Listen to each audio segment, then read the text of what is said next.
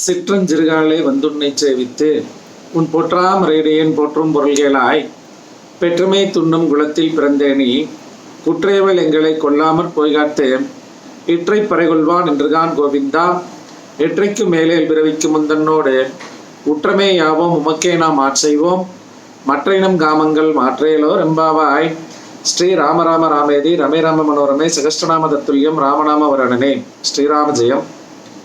உத்தாளக மகரிஷிக்கு ஜெய். அனைத்து ஆன்மீக ஆஸ்ட்ரோ டிவி நேயர் பெருமக்கள் அனைவருக்கும் இனிதான நமஸ்காரம். இன்றைய தினம் நாம் பார்க்க போகின்ற இந்த காணொளி என்பது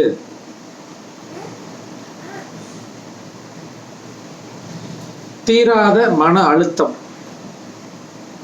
சிலர் ஒரு பிரச்சனைகள்ல ஒரு மன அழுத்த நோயினால் பாதிக்கப்படக்கூடிய தன்மைகள், எந்த ஒரு விஷயம் எடுத்தாலும் குழப்ப மனநிலையாக இருக்கக்கூடிய நபர்கள், மற்றும் வேதனை அதிகமாக இருக்கக்கூடிய நபர்கள், அல்லது ஒரு திருமண வாழ்க்கையில் திருமண பொருத்தம் சரியாமல் பார்க்காமல் மனவேதனையுடன் குழப்பத்துடன் சரியான பொருத்த அமைவு இல்லாமல் குடும்பம் நடத்தி கொண்டிருக்கக்கூடிய நபர்களுக்கு இந்த எதிர்மறையான விஷயங்கள் நீங்கி வேதனைகள் தீர்ந்து நல்ல மகிழ்ச்சியோடு மனமகிழ்வோடு வாழக்கூடிய வாய்ப்பை அளிக்கும் சிறப்பு மிகு ஒரு பரிகார வழிபாடு தற்போது பார்க்கலாம். பொதுவாக மனம் சார்ந்த பிரச்சனைகள், வேதனைகள், ஒரு ஒற்றுமை இல்லா தன்மைகளுக்கு பட்டை லிங்கங்கள் வழிபாடு என்பது மிகுந்த சிறப்பான அமைப்பாக இருக்கும். அதாவது சிவன் ஆலயத்தில் லிங்கம் என்பது இருக்கும். அதில் பட்டை வடிவில் இருக்கக்கூடிய லிங்க வழிபாடு என்பது இந்த மேற்சொன்ன பிரச்சனைகளுக்கு மிக சிறப்பான தீர்வை தரக்கூடிய அமைப்பு என்பது உண்டு. பொதுவாக ஒருவருக்கு ஒரு மன அழுத்தம், மனவேதனை ஏற்படுகிறது என்றால் அதற்கு முக்கியமான காரணம் என்னவென்றால், மற்றவர்களின் எண்ண அலைகள் அதிகபட்சமாக இவர்களை தாக்கக்கூடிய காரணத்தினால் மன பாதிப்பு, மனவேதனை அடையும் சம்பவங்கள் தொடர்ந்து நடக்கும். எனவே இதனால தான் முடிஞ்ச வரைக்கும் பார்த்தீங்கன்னா மற்றவர்களுக்கு அவர்களுடைய கெடுதலான எண்ணத்தாக்கங்கள் வராத அளவுக்கு நீங்கள் நடந்து கொள்ள வேண்டும் என்பது பொதுவான அமைப்பு. அப்போ இப்போ யாருக்காச்சும் ஒரு பாதிப்பை ஏற்படுத்தி விட்டால் அவர்கள் அதையே நினைத்து இவர்களின் அந்த எண்ணத்தாக்கங்கள் அல்லது போட்டி பொறாமை காரணமாக ஒரு எதிர்மறையான எண்ணத்தாக்கங்கள், இது போன்ற விஷயங்கள் இருந்தால் உங்களது வாழ்க்கையில் மனம் ரீதியான இருவர்கள் ஒத்துப்போகக்கூடிய தன்மைகள், இதிலெல்லாம் பிரச்சனைகளை தோற்றுவிக்கக்கூடிய அமைப்பு என்பது ஏதாவது ஒரு இனம் புரியாத வேதனை இருந்து கொண்டே இருப்பது, இதெல்லாம் பொதுவாக நிகழும். நீங்கள் இதுக்கு வழிபட வேண்டிய முக்கியமான அமைப்பில் பார்த்தீங்கன்னா இந்த பட்டை லிங்க அமைப்பு முக்கியமாக யூஸ் ஆகும். அதுலேயும் முக்கியமாக ஒரு இதுக்கும் ஒரு ஸ்பெஷலிஸ்டான ஆலயங்கள் இருக்குது. இந்த காணொலியை முழுமையாக பாருங்கள். அதில் ஒரு ஆலயமும் நடுவே கூறுவேன். அதை நீங்கள் தெரிஞ்சு அந்த ஆலயத்தில் போய் வழிபாடு பண்ணுறது உங்களுக்கு சிறப்பான அமைப்பாக இருக்கும்.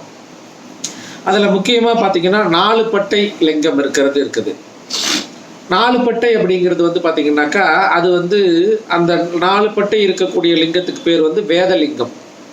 4 வேதங்களே ஒருங்கே இணையப்பெற்ற லிங்கம் அப்படிங்கிறது வேதலிங்கம். அந்த வேதலிங்கம் எங்கே இருக்குது அப்படின்னு பார்த்தீங்கன்னாக்கா கோவையம்புத்தூரில் அந்த வேதலிங்கம் இருக்கக்கூடிய அமைப்புங்கிறது உண்டு. காரமடையில் இருக்கக்கூடிய ரங்கநாதர் ஆலயத்தில் சக்கரப்பள்ளியில் உங்களுக்கு 4 பட்டையில் இருக்கக்கூடிய வேதலிங்கம் இருக்கக்கூடிய அமைப்பு இருக்குது.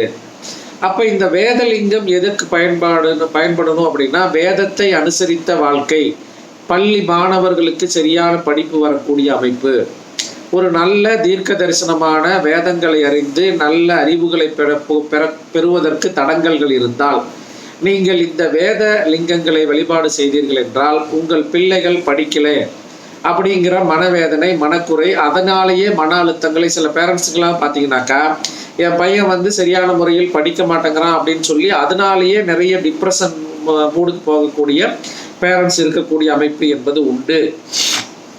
அவர்களுக்கு மிகச்சிறந்த பரிகார ஸ்தலமாக இது போன்ற 4 பட்டை இருக்கக்கூடிய ஸ்தலங்கள் வந்து பயன்படும். அதை பயன்படுத்தி கொள்ளுங்கள்.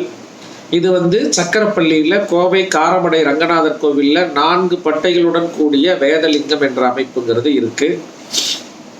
பொதுவாக வந்து நம்ம ஏற்கனவே சொன்னோம், என்ன தாக்கங்களால் இப்போ ஒரு பையன் நல்லா படிச்சுட்டு இருக்கிற பையன் திடீர்னு நல்லா படிக்காம போறதும், அவர்களின் திசா புத்திகளை அனுசரித்து ஜனன ஜாதகத்தில் சில கிரக நிலைகளை அனுசரித்து நடக்கக்கூடிய சூழ்நிலை என்பதும், பிறரின் எண்ண தாக்கத்தினால இது மாதிரி வந்து மன அழுத்தம் மன குறைபாடுகள் ஏற்படக்கூடிய அமைப்பு என்பதும் உங்களுக்கு ஏற்படுவதால் அந்த திசைகளில், அதாவது எண்ண தாக்கம் என்பது காற்றில் கலந்து வரக்கூடிய அமைப்பு, அந்த எண்ண அலைகளில் அனைத்து திசைகளிலிருந்து வரக்கூடிய எண்ண அலைகளை, நெகட்டிவ் அலைகளை வந்து சரி செய்து சமன் செய்து விடும் அமைப்பு என்பது இந்த பட்டை லிங்கங்களில் சூட்சுமமாக உண்டு.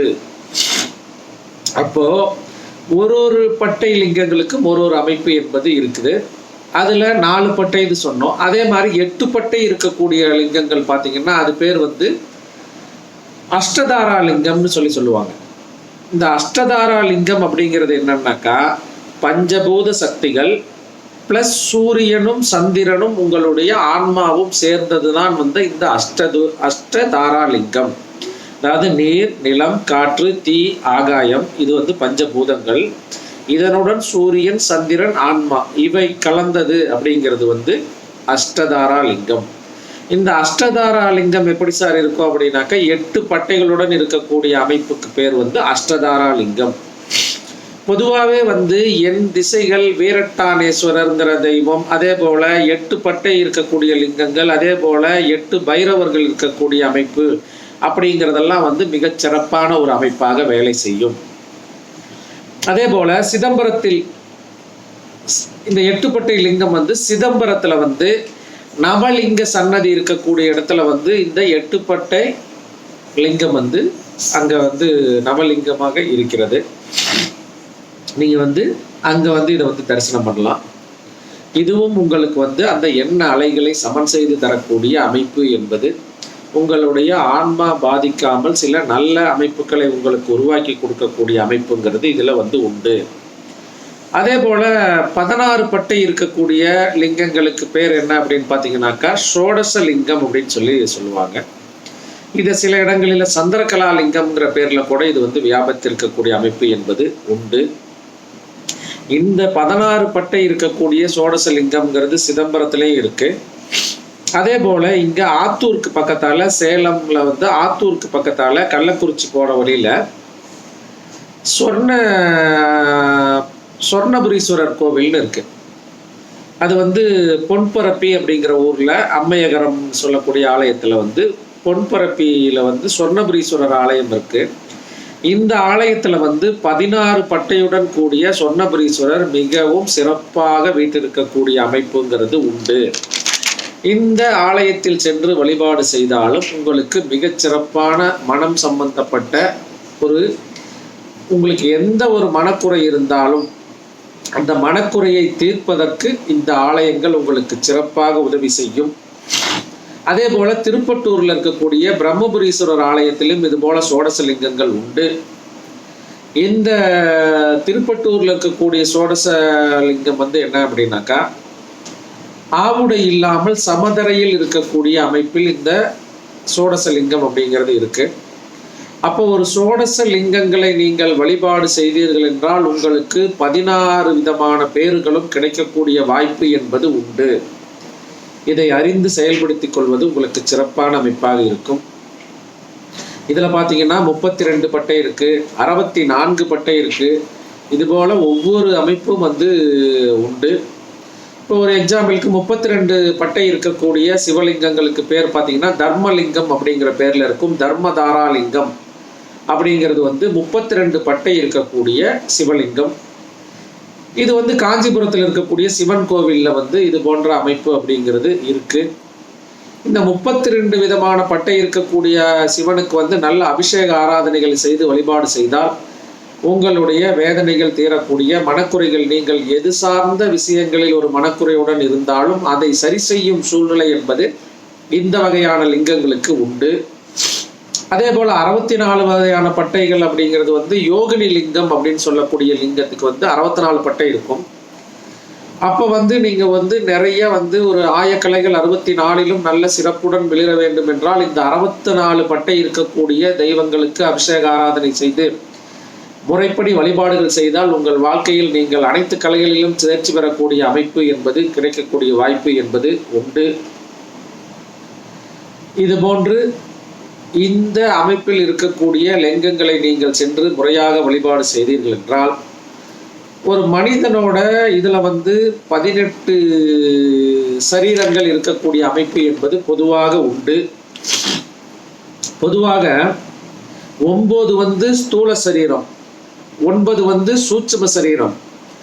இது ரெண்டையும் சேர்த்து இந்த 18 வகையான சரீரமும் முறையாக இயங்கினால்தான் மனம்ங்கிறது வந்து உங்களுக்கு அமைதி அடையும், நல்ல ஒரு சாந்த தன்மைகள் கிடைக்கும், எந்த ஒரு விஷயத்திலும் ஒரு தெளிவான முடிவெடுக்கக்கூடிய வாய்ப்பு என்பதும், நல்ல முறையில் வாழ்க்கையில் வெற்றி பெறக்கூடிய தன்மைகள் என்பதும் கிடைக்கும். அந்த 18 சரீரத்தையும் முறையாக இயக்கக்கூடிய வாய்ப்பு என்பது இந்த பட்டை லிங்கங்களில் சூட்சுமமாக பொதிந்துள்ளது.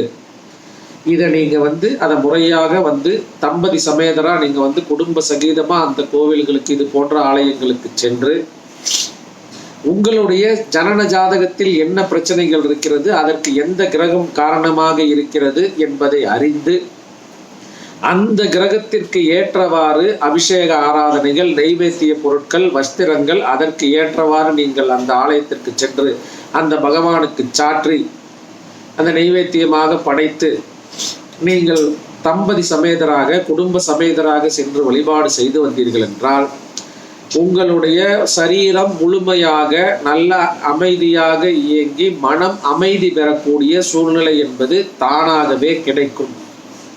மனக்குழப்பங்கள் நீங்கி எந்த ஒரு விஷயத்திலும் தெளிவான முடிவு எடுக்கக்கூடிய வாய்ப்பு என்பதும், தெளிவான வழிகாட்டல் என்பதும் கிடைக்கக்கூடிய அமைப்பு என்பது உண்டு.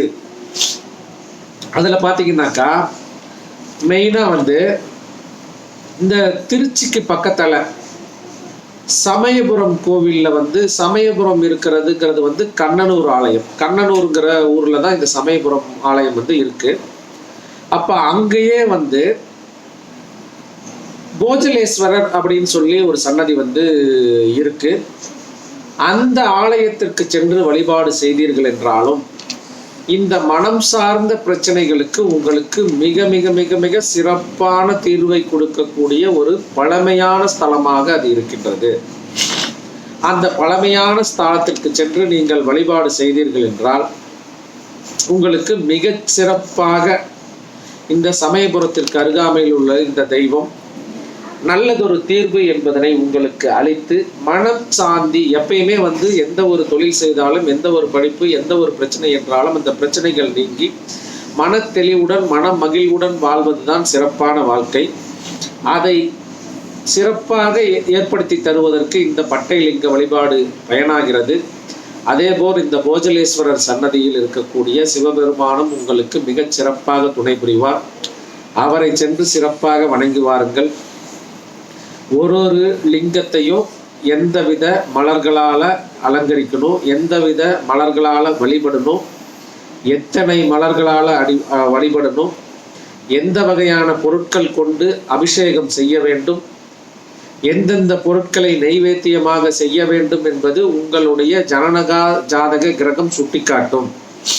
அப்ப இது போன்ற ஒரு திருமணம் செஞ்சு வச்ச சார் 2 பேரும் ஒரு அண்டர்ஸ்டாண்டிங் இல்லை, மனவேதனையோட இருக்கிறாங்க, இல்ல ஒரு நான் பொருத்தம் பார்த்தேன் சார் அது தவறுதலா காமிச்சிட்டாங்க, இது சேர்ந்து 2 பேரும் சேர்ந்து வாழக்கூடிய தன்மைகள்ல பிரச்சனை இருக்கு, அதுவே எனக்கு ஒரு பெரிய மனக்குறையா இருக்கு இப்படின்னு சொல்லக்கூடிய குழந்தை பெண்களை பெற்ற பெற்றோர்களும் ஆண்களை பெற்ற அந்த பெற்றோர்களும் நீங்கள் உங்களுடைய மனக்குறை நீங்குவதற்கு அந்த குடும்ப ஜாதகத்தை பார்த்து, அந்த சம்பந்தப்பட்ட மணமகன் மணமகளின் ஜாதகத்தை பார்த்து எந்த கிரகங்களால் இந்த பிரச்சனைகள் ஏற்பட்டிருக்கிறது என்பதை அறிந்து அந்த கிரகத்திற்கு ஏதுவான நாட்கள் மற்றும் நைவேத்திய பொருட்கள், அபிஷேக பொருட்கள், மலர்கள், இதை வைத்து ஒவ்வொரு லிங்கத்திற்கும் ஒவ்வொரு கிரக அமைப்பிற்கும் ஏற்றவாறு பரிகார அமைப்புகள் உள்ளது.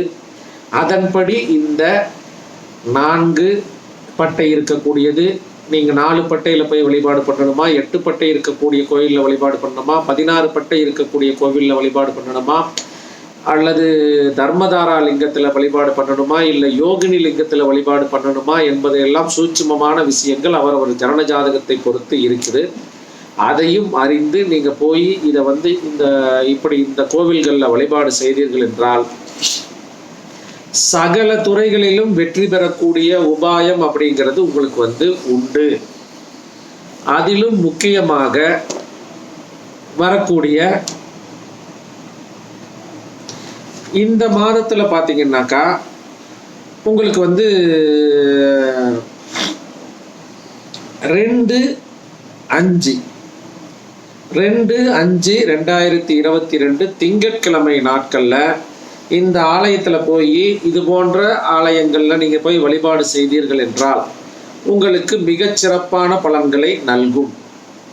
அதே போல 15/5/2022 ஞாயிற்றுக்கிழமை இது போன்ற ஆலயங்களில் சென்று வழிபாடு செய்தாலும் இந்த மாதத்தில் உங்களுக்கு மிகச் சிறப்பான அமைப்பை கொடுக்கும். இது பொதுவான நாட்கள் மற்றும் அவரவர் ஜனன ஜாதகத்தை அனுசரித்தும் நீங்கள் எந்த நாட்களில் எந்த நட்சத்திரங்களில் எந்த நேரத்தில் சென்று வழிபாடு செய்ய வேண்டும் என்பதெல்லாம் கணக்கு உண்டு. அதை அனுசரித்து நீங்கள் சென்று வழிபாடு செய்து வர உங்களுக்கு சகல துறைகளிலும் சகல பிரச்சனைகளுக்கும் தீர்வுக்கூடிய அமைப்பு என்பது நிச்சயம் கிடைக்கும். அதே போல இந்த ஆலயங்களுக்கு செல்லும் போது இங்கு இருக்கக்கூடிய எறும்புகளுக்கு கோதுமை ரவையுடன் சர்க்கரை நாட்டு சர்க்கரை கலந்து அங்கு இருக்கக்கூடிய எறும்புகளுக்கு உணவாக போட்டுவிட்டு வர வேண்டும். பொதுவாக எறும்புகளுக்கு தலைமை தாங்கக்கூடிய சித்தர்களும் உண்டு. அவர்களை நினைத்து நீங்கள் வழிபாடு செய்து இந்த எறும்புகளுக்கு அன்னதானமாக உணவினை படைத்து வந்தால் உங்களுடைய எத்தகைய குழப்ப நிலைகளுக்கும் கண்டிப்பாக ஒரு தீர்வு கொடுக்கக்கூடிய அமைப்பு என்பது உண்டு. இப்போ உதாரணத்துக்கு பார்த்தீங்கன்னாக்கா திருச்சியில் சமயபுரத்தில் கண்ணனூரில் போஜலேஸ்வரர் ஆலயம் சொன்னோம். அந்த போஜலேஸ்வரர் ஆலயத்தில் ஒரு ஸ்பெஷாலிட்டி என்னன்னா சூரியன் சந்திரன் ரெண்டுமே வழிபட்ட ஸ்தலம். சில ஆலயங்கள் பார்த்தீங்கன்னாக்கா சூரியன் வழிபட்டிருக்கு. சூரியன்னா சூரியன் வழிபட்ட ஸ்தலங்களை எப்படி கண்டுபிடிக்கிறது அப்படின்னா அந்த சூரியனோட இது சிவலிங்கத்தின் மேல ஒரு குறிப்பிட்ட நாட்கள்ல விழும். இந்த ஆலயத்தை பொறுத்த வரைக்கும் சூரியனும் சந்திரனும் இருவரும் வழிபாடு செய்யக்கூடிய அமைப்பு என்பது உண்டு. ஆவணி மாதங்கள்ல பார்த்தோன்னா அந்த போஜலேஸ்வரர் சன்னதியில அந்த சிவலிங்கத்தின் மேல் அந்த சூரிய ஒளி படரும் அற்புதமான காட்சி என்பது கிடைக்கும். இதெல்லாம் இந்த ஆலயம் என்பது எதுக்கு பயன்படுது அப்படின்னா பொருத்தம் பார்க்காமல் திருமணம் செய்த நபர்களுக்கும், சார் நான் சரியான பொருத்தம் இல்லை எல்லாரும் நல்லா தான் இருக்குதுன்னு சொல்லி சொன்னாங்க, ஆனால் இருவருக்கும் ஒத்து போகலை, இல்லை பிரச்சனைகளோடய வாழ்க்கை போயிட்டு இருக்குது, இது சரியாகணும் அப்படின்னு சொல்லி இந்த வேதனைகள் தீரணும்னாலும் இது போன்ற வழிபாடுகள் உங்களுக்கு இந்த பொருத்தம் பார்க்காமல் செய்த திருமணத்திற்கு தோஷ நிவர்த்தியாகவும் இது கட்டாயம் இருக்கும். பொதுவாக திருமண சடங்குல ஒவ்வொருத்தரும் ஒவ்வொரு சடங்குகளை கடைபிடிக்கிறாங்க. அதுல பொதுவான சடங்குகள் நிறைய உண்டு. ஒவ்வொரு சடங்குகளிலும் சூட்சுமமான விஷயங்கள் நிறைய நிரம்பி இருக்குது. பொதுவாக பார்த்தீங்கன்னாக்கா ஒரு எக்ஸாம்பிளுக்கு ஒரு திருமணத்தில் பார்த்தீங்கன்னா மாப்பிள்ளைக்கு அந்த பெண்ணோட தம்பி அண்ணன் அந்த மோதிரம் போடக்கூடிய அமைப்பு என்பது இருக்கும். ஒரு பிரேஸ்லெட் போடக்கூடிய அமைப்புங்கிறது இருக்கும். பொதுவாக நீங்கள் ஒரு பிரேஸ்லெட் போடுறது அப்படிங்கிறது கையில் ஒரு பிரேஸ்லெட் நம்ம போடுறோம் அப்படின்னாக்கா அந்த பிரேஸ்லெட் அப்படிங்கிறது வாத பித்த கபம் சம்பந்தப்பட்ட விஷயங்களை சரி செய்யக்கூடிய அமைப்பு என்பது உண்டு. அப்ப தங்கத்தில் செய்யப்பட்ட ஒரு பிரேஸ்லெட் ஒரு மோதிரம் போடுவது என்பது இதெல்லாம் இதை அனுசரித்து தான் அப்போ திருமணத்திற்கு முன்பாக இது சம்பந்தப்பட்ட விஷயங்களில் சீராக இல்லாமல் இருந்தாலும் இந்த நபரை வைத்து போட வைப்பதன் மூலமாக அது ஒரு சடங்காக செய்வதன் மூலம் இதை சரி செய்யும் அமைப்பு. எப்பயுமே வாத பித்த கபநாடி ஓரளவு சீராக இருந்துச்சுன்னா அவர்களுக்கு உடல் ஆரோக்கியமும் தாம்பத்தியத்திலும் நல்ல எந்த ஒரு பிரச்சனை வந்தாலும் மன உறுதியுடன் செயல்படக்கூடிய தன்மை, மன பிரச்சனை இருக்கக்கூடிய தன்மைகள்ல இது சரி செய்யும். அதனாலதான் வந்து மோதிரமும் அந்த பிரேஸ்லெட்டும் போடக்கூடிய அமைப்பு என்பதே வந்தது. ஆனால் இப்ப என்ன அப்படின்னா, அந்த திருமண காரியத்தில் இது ஒரு வசதியை காண்பிக்கக்கூடிய ஒரு அமைப்பாகவோ அல்லது ஒரு என்னன்னே தெரியாம செய்யக்கூடிய சடங்காகவோ இல்ல அது விட்டு போகக்கூடிய அமைப்பாகவோ இருக்கக்கூடிய அமைப்பு என்பது உண்டு.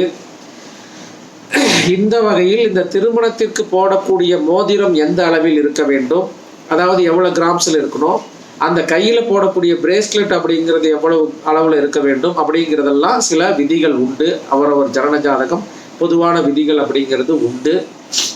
சார் எல்லாராலையும் வந்து அந்த நகைகளை வந்து வாங்கக்கூடிய அளவுல இல்லை, ஒரு வசதி குறைவான நபர்கள் அந்த தங்கத்துல மோதிரம் போட முடியுமா, பிரேஸ்லெட் போட முடியுமா அப்படின்னு கேட்டா, அதற்கும் அந்த திருமணத்திலேயே வேறொரு பரிகாரங்களையும் சேர்த்தேல்தான் நம்முடைய முன்னோர்கள் வைத்திருக்கக்கூடிய அமைப்பு என்பது இருந்திருக்கிறது.